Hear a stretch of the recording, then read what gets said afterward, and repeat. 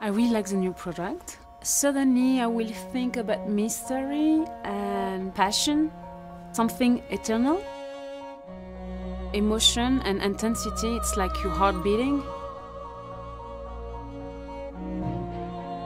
There's something that you can't control, something that, you know, we all look for in our lives, intense love, intense passion.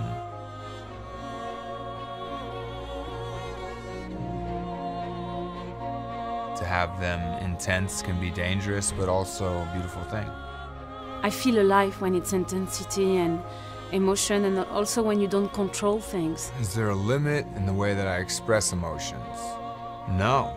To limit them would detract from their potency and their beauty. The limit is the sky. So it's quite intense.